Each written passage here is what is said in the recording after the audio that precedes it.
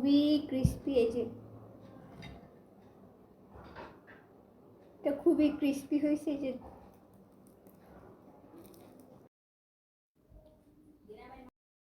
আসসালামু আলাইকুম, রান্নার ঘর থেকে আমি খুবই সুন্দর এবং সহজ একটা রেসিপি নিয়ে চলে আসছি। এটা হচ্ছে ব্যাচেলারদের জন্য এবং যারা দেশের বাইরে থাকেন, প্রবাসী আছে, তাদের জন্য খুব সহজে কিভাবে আপনি ক্রিস্পি চিকেন বানাবেন। সবার বাসায় চিকেন থাকে, বাট ক্রিস্পি চিকেনটার জন্য আমরা অবশ্যই কেএফসি বা বিভিন্ন রেস্টুরেন্টে যাই, বাট সহজ উপায় বাসায় কীভাবে কেএফসি বানাবেন খুবই সিম্পল ওয়েতে, সেটা আমি দেখাবো।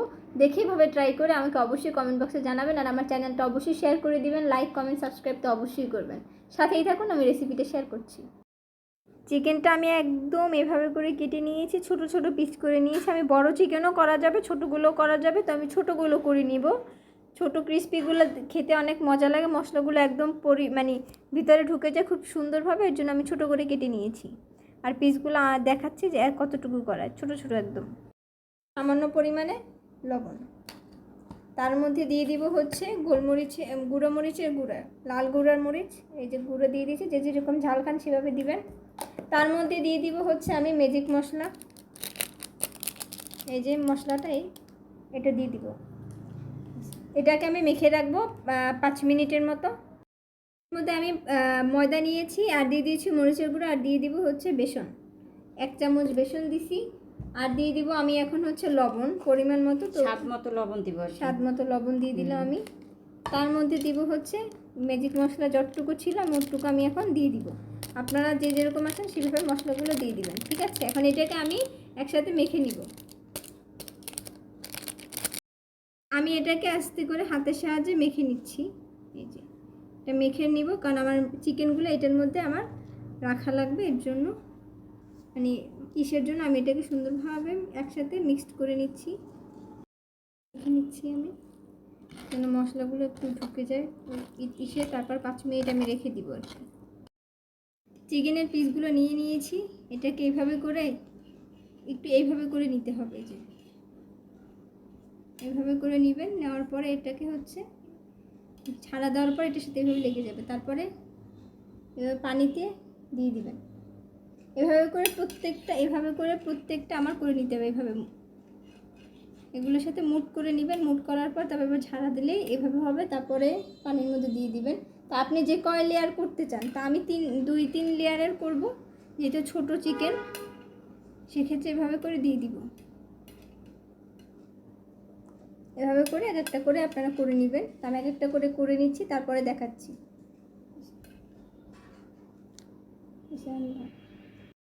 সবগুলো দিয়ে দিয়েছি, একেবারে ফুলে উঠেছে। এখন আমি এগুলোকে আবার উঠে নিব একটা একটা করে। এই যেগুলো হয়ে গেছে, এখন আমি আবারও,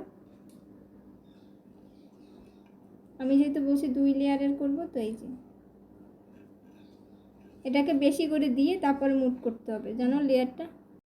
চিকেনগুলো হয়ে গেছে, আমি এগুলো এখন দিয়ে দিচ্ছি। একদম গরম হিট রাখতে হবে, হিটে দিয়ে দিতে হবে। একটা একটা করে আমি দিয়ে দিব এখন।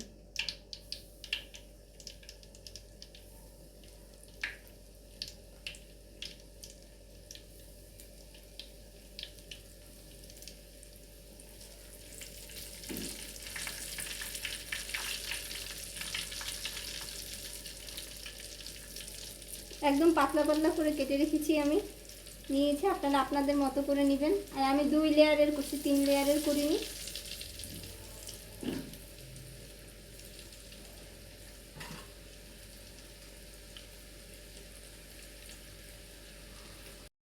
একদম পারফেক্টলি আমার হয়ে গেছে, ক্রিস্পিগুলা খুবই সুন্দর ইয়ামিভাবে হয়ে গেছে।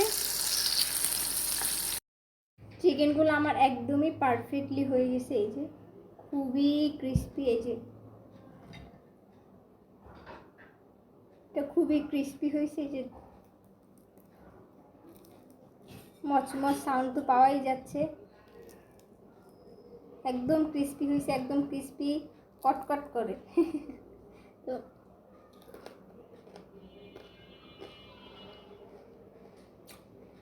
যদি কি মজা,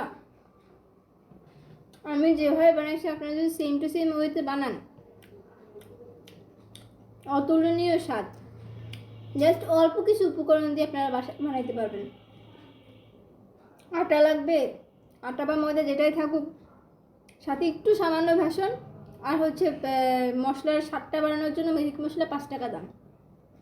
এটা দিয়ে খুবই অসাধারণভাবে এই রেসিপিটা বানানো যায়, যেটা অনেকেই জানে না। যে ক্রিস্পি মানুষ অনলাইনে অর্ডার করে, রেস্টুরেন্টে অর্ডার করে, বাট তারা জানেন এটা বানানো কতটা সহজ। আমি 2 লেয়ারের করছি, এর চেয়েও বেশি লেয়ারের করা যায়, তাহলে আরও ফুলে যাবে।